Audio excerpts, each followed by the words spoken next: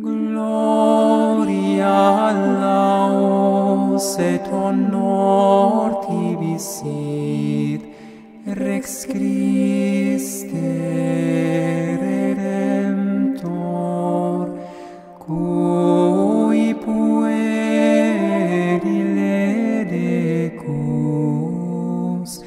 prompsito sana pium, Israel est tu Rex. Bienvenue sur la chaîne Unam Sanctam, suite de notre série des textes du magistère condamnant la franc-maçonnerie, avec la lecture aujourd'hui de la lettre encyclique Mirarivos de Grégoire XVI. Alors c'est pas une encyclique qui condamne directement la franc-maçonnerie, mais c'est une condamnation du libéralisme et de l'indifférentisme religieux que prône la secte maçonnique. Donnée à Rome, à Sainte Marie Majeure, le 15 août 1832, à tous les patriarches, primats, archevêques et évêques, en grâce et communion avec le siège apostolique.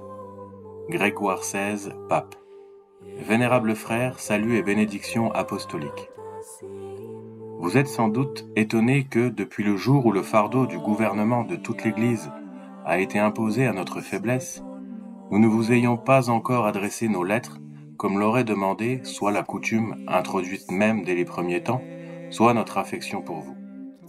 C'était bien, il est vrai, le plus ardent de nos vœux de vous ouvrir tout d'abord notre cœur et de vous faire entendre, dans la communion de l'Esprit, cette voix avec laquelle, selon l'ordre reçu par nous dans la personne du bienheureux Pierre, nous devons confirmer nos frères.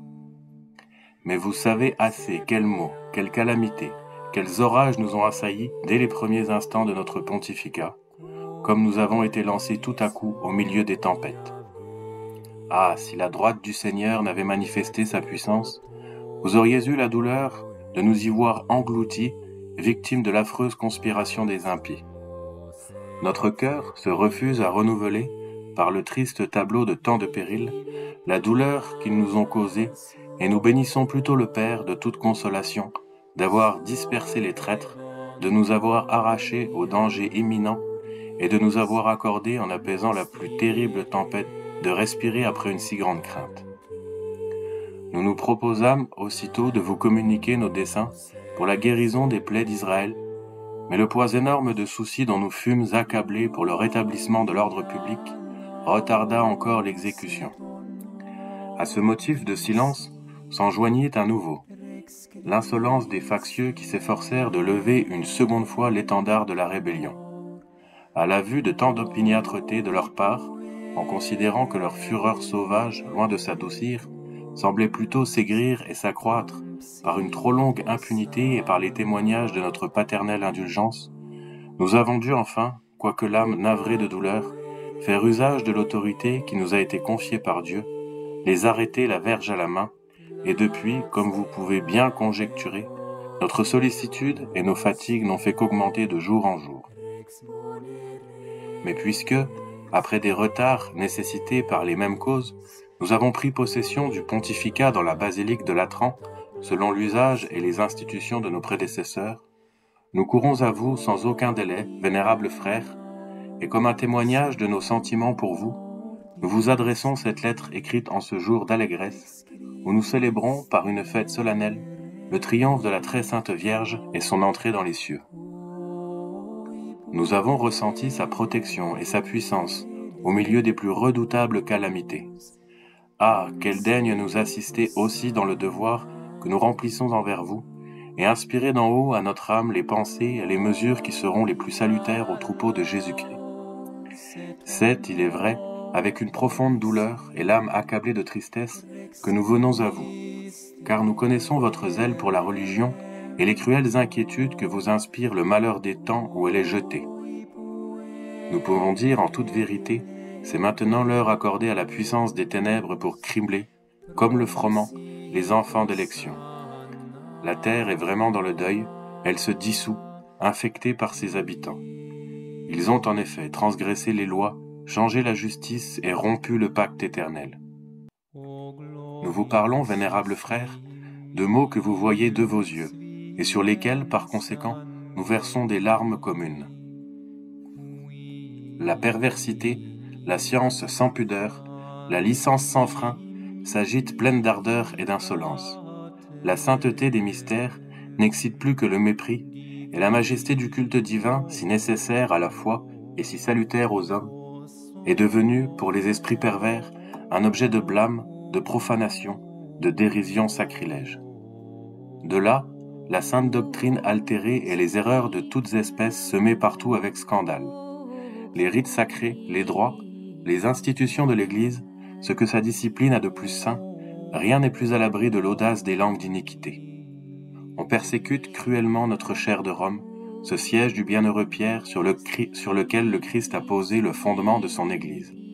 Et les liens de l'unité sont chaque jour affaiblis de plus en plus ou rompus avec violence. La divine autorité de l'Église est attaquée.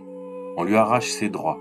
On la juge d'après des considérations toutes terrestres, et à force d'injustice, on la dévoue au mépris des peuples, on la réduit à une servitude honteuse. L'obéissance due aux évêques est détruite, et leurs droits sont foulés aux pieds.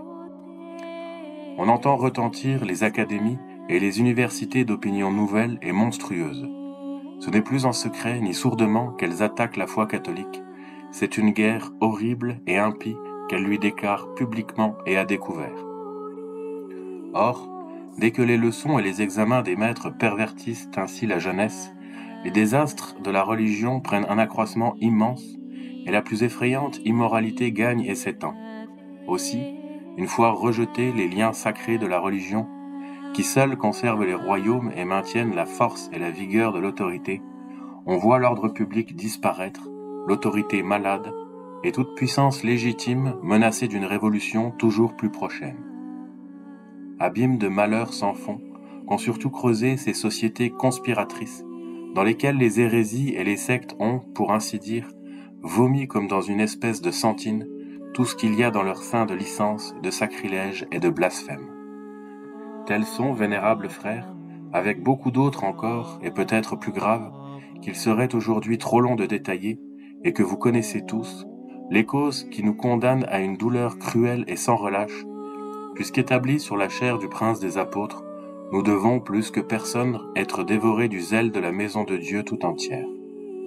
Mais la place même que nous occupons nous avertit qu'il ne suffit pas de déplorer ces innombrables malheurs, si nous ne faisons aussi tous nos efforts pour en tarir les sources.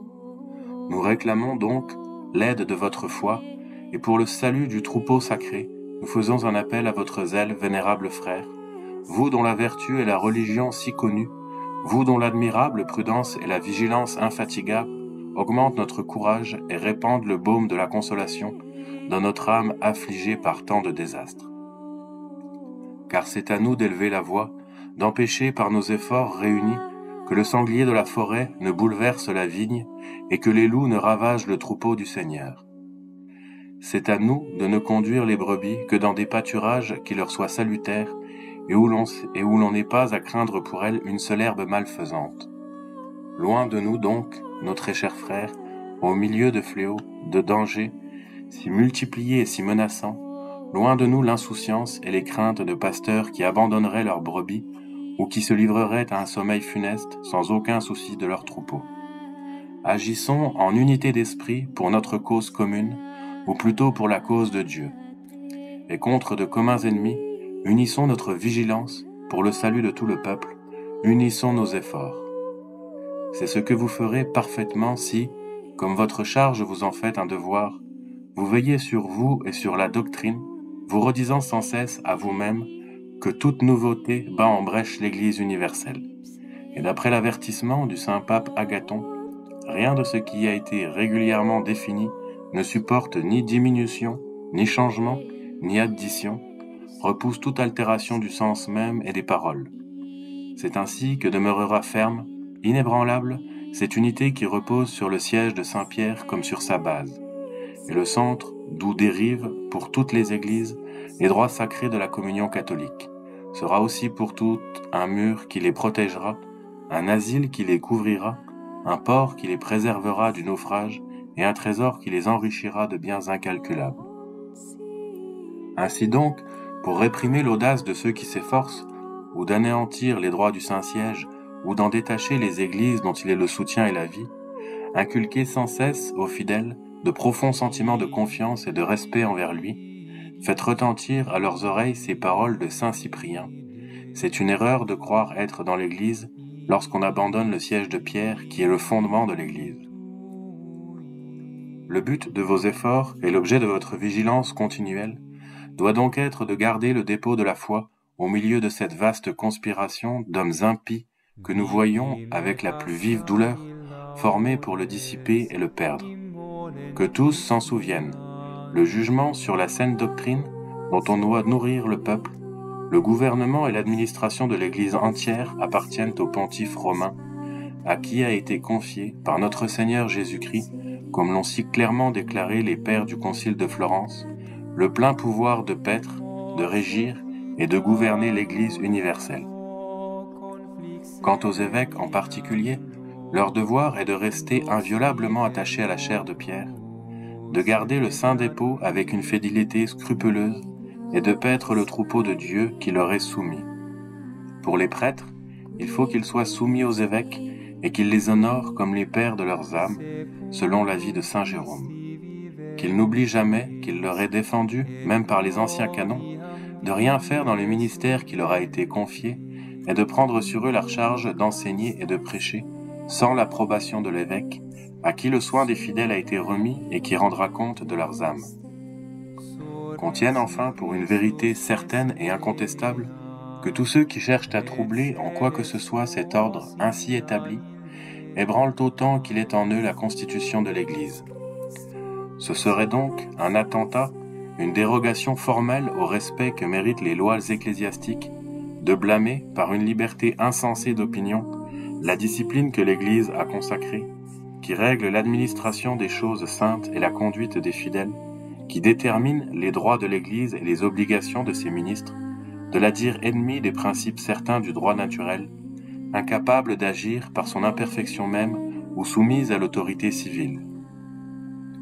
Mais puisqu'il est certain, pour nous servir des paroles des pères de Trente, que l'Église a été instruite par Jésus-Christ et par ses apôtres, et que l'Esprit Saint, par une assistance de tous les jours, ne manque jamais de lui enseigner toute vérité, c'est le comble de l'absurdité et de l'outrage envers celle de prétendre qu'une restauration et qu'une régénération lui sont devenues nécessaires pour assurer son existence et ses progrès, comme si l'on pouvait croire qu'elle aussi fut sujette soit à la défaillance, soit à l'obscurcissement, soit à toute autre altération de ce genre.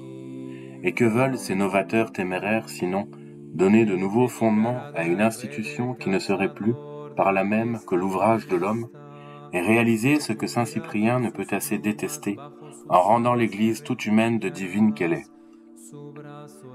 Mais que les auteurs de semblables manœuvres sachent et retiennent qu'au seul pontife romain, d'après le témoignage de saint Léon, a été confiée la dispensation des canons, et que lui seul, et non pas un simple particulier, a le pouvoir de prononcer sur les règles sanctionnées par les pères, et qu'ainsi, comme le dit saint Gélase, c'est à lui de balancer entre eux les divers décrets des canons, et de limiter les ordonnances de ses prédécesseurs, de manière à relâcher quelque chose de leur rigueur et à les modifier après mûr examen, selon que le demande la nécessité des temps pour les nouveaux besoins des églises. Nous réclamons ici la constance de votre zèle en faveur de la religion contre les ennemis du célibat ecclésiastique, contre cette ligue impure qui s'agite et s'étend chaque jour, qui se grossit même par le mélange honteux de plusieurs transfuges de l'ordre clérical et des plus impudents philosophes de notre siècle. Oublieux d'eux-mêmes et de leurs devoirs, jouets de passions séductrices, ces transfuges ont poussé la licence au point d'oser, en plusieurs endroits, présenter au prince des requêtes, même publiques et réitérées, pour obtenir l'abolition de ce point sacré de discipline. Mais nous rougissons d'arrêter longtemps vos regards sur de si honteuses tentatives, et pleins de confiance en votre religion, nous nous reposons sur vous du soin de défendre de toutes vos forces, d'après les règles des saints canons, une loi de si haute importance, de la conserver dans toute son intégrité, et de repousser les traits dirigés contre elle de tous côtés par des hommes que tourmentent les plus infâmes passions. Un autre objet appelle notre commune sollicitude, c'est le mariage des chrétiens, cette alliance honorable que saint Paul a appelée un grand sacrement en Jésus-Christ et en son Église. Étouffons les opinions hardies et les innovations téméraires qui pourraient compromettre la sainteté de ces liens et leur indissolubilité. Déjà, cette recommandation vous avait été faite d'une manière toute particulière par les lettres de notre prédécesseur Pie VIII d'heureuse mémoire. Cependant, les attaques de l'ennemi vont toujours croissant. Il faut donc avoir soin d'enseigner au peuple que le mariage, une fois légitimement contracté, ne peut plus être dissous, que Dieu a imposé aux époux qu'il a uni l'obligation de vivre en perpétuelle société, et que le nœud qui les lie ne peut être rompu que par la mort. N'oubliant jamais que le mariage est renfermé dans le cercle des choses saintes et placé par conséquent sous la juridiction de l'Église, les fidèles auront sous les yeux les lois qu'elle-même a faites à cet égard.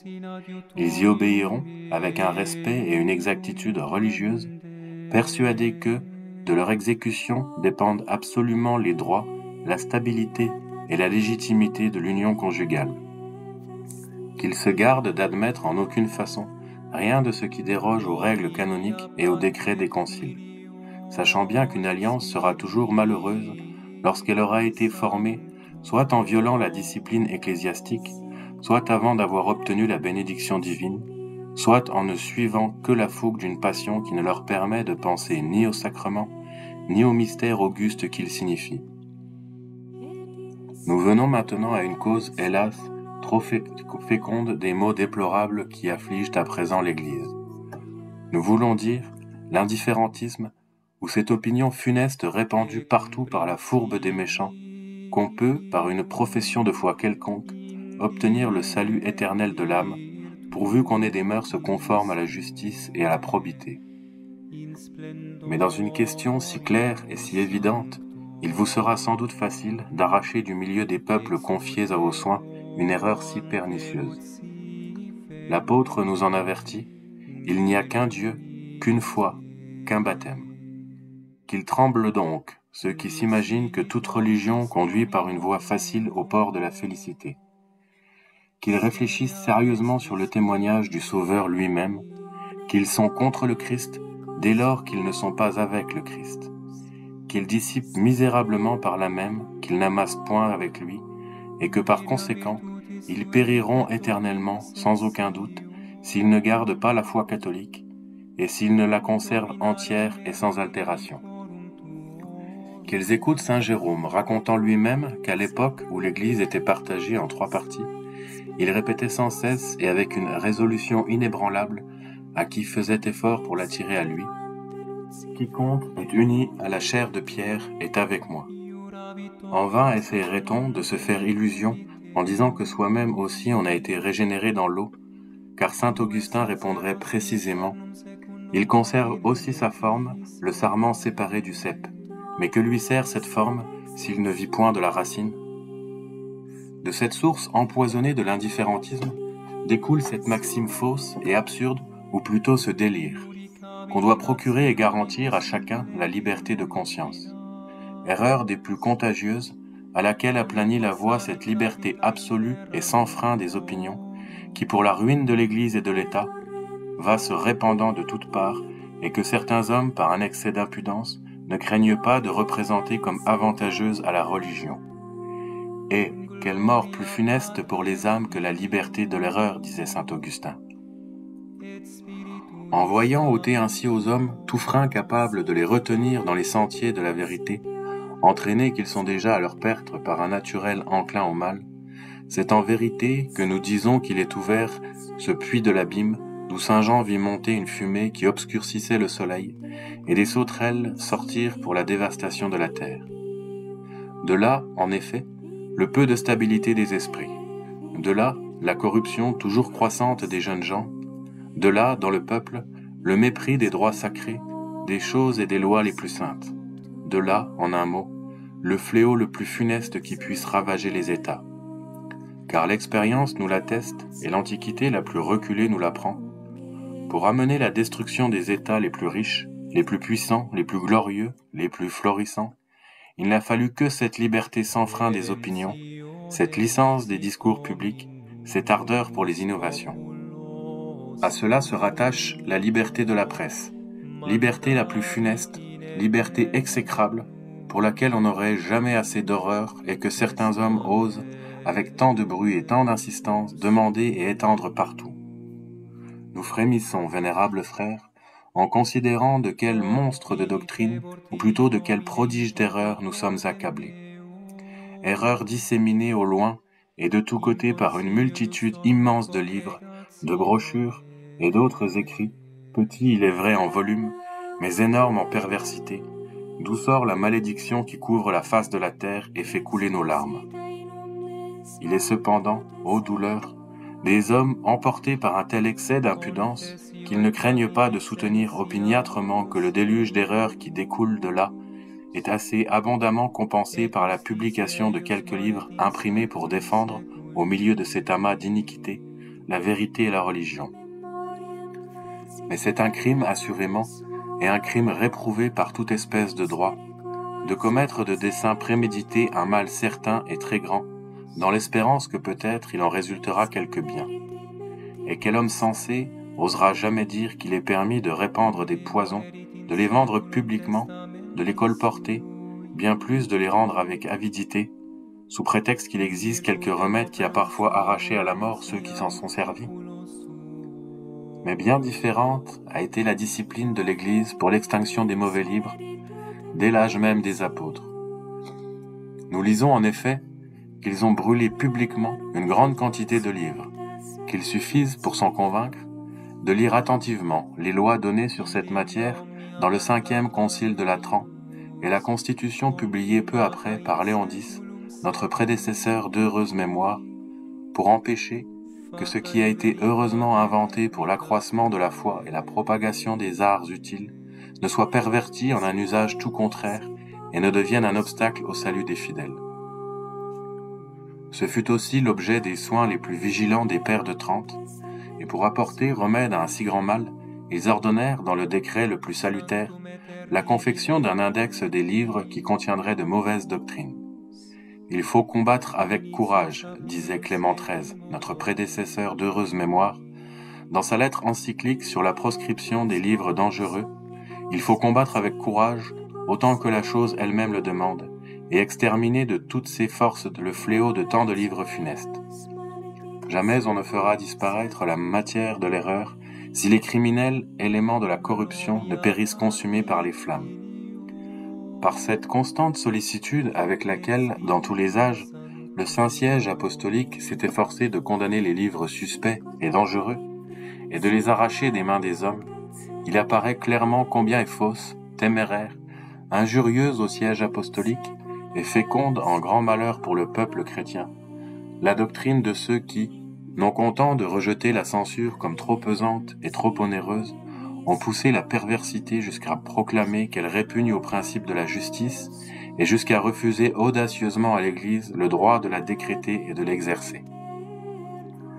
Nous avons appris que, dans des écrits répandus dans le public, on enseigne des doctrines qui ébranlent la fidélité, la soumission due au prince et qui allument partout les torches de la sédition. Il faudra donc bien prendre garde que, trompés par ces doctrines, les peuples ne s'écartent des sentiers du devoir. Que tous considèrent attentivement que, selon l'avertissement de l'apôtre, il n'est point de puissance qui ne vienne de Dieu, et celles qui existent ont été établies par Dieu. Ainsi, résister au pouvoir, c'est résister à l'ordre de Dieu, et ceux qui résistent attirent sur eux-mêmes la condamnation. Les droits divins et humains s'élèvent donc contre les hommes qui, par les manœuvres les plus noires de la révolte et de la sédition, s'efforcent de détruire la fidélité due au prince et de les renverser de leur trône. C'est sûrement pour cette raison, et pour ne pas se couvrir d'une pareille honte, que malgré les plus violentes persécutions, les anciens chrétiens ont cependant toujours bien mérité des empereurs et de l'Empire. Ils l'ont clairement démontré, non seulement par leur fidélité à obéir exactement et promptement dans tout ce qui n'était pas contraire à la religion, mais encore par leur constance et par l'effusion même de leur sang dans les combats. Les soldats chrétiens, dit saint Augustin, ont servi l'empereur infidèle. Mais s'agissait-il de la cause du Christ? Il ne se reconnaissait plus que celui qui habite dans les cieux. Il distinguait le maître éternel du maître temporel, et cependant, à cause du Maître éternel, ils étaient soumis au Maître même temporel. Ainsi pensait Maurice, l'invincible martyr, le chef de la légion thébaine, lorsqu'au rapport de Sainte Chère, il fit cette réponse à l'empereur. « Prince, nous sommes vos soldats, mais néanmoins nous le confessons librement, les serviteurs de Dieu. Et maintenant, ce péril extrême ne fait point de nous des rebelles. Voyez, nous avons les armes à la main, et nous ne résistons point, car nous aimons mieux mourir que de tuer. » Cette fidélité des anciens chrétiens envers les princes apparaît plus illustre encore si l'on considère avec Tertullien que la force du nombre et des troupes ne leur manquait pas, alors s'ils eussent voulu agir en ennemis déclarés.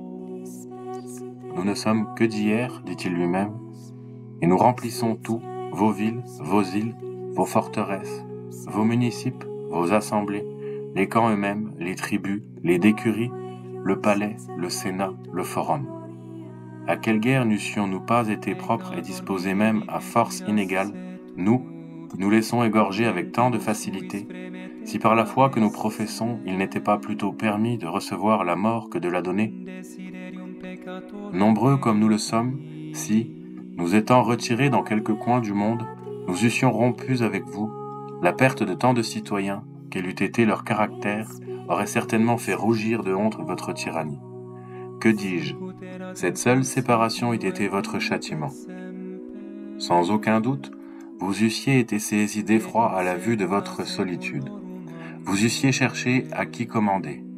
Il vous fut resté plus d'ennemis que de citoyens, mais maintenant, vos ennemis sont en plus petit nombre grâce à la multitude des chrétiens. Ces éclatants exemples d'une constante soumission envers les princes tiraient nécessairement leur source des préceptes sacrés de la religion chrétienne.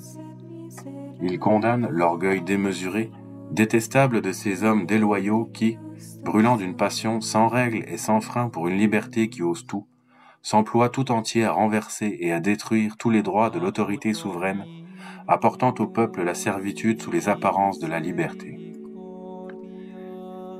C'était vers le même but aussi que tendaient de concert les extravagances coupables et les désirs criminels des Vaudois, des Bégards, des Vicléfistes et d'autres semblables enfants de Bélial, la honte et l'opprobre du genre humain, et pour ce motif ils furent, tant de fois et avec raison, frappés d'anathème par le siège apostolique. Si ces fourbes achevés réunissent toutes leurs forces, c'est sûrement et uniquement afin de pouvoir dans leur triomphe se féliciter, avec Luther, d'être libres de tout. Et c'est pour l'atteindre plus facilement et plus promptement qu'ils commettent avec la plus grande audace les plus noirs attentats.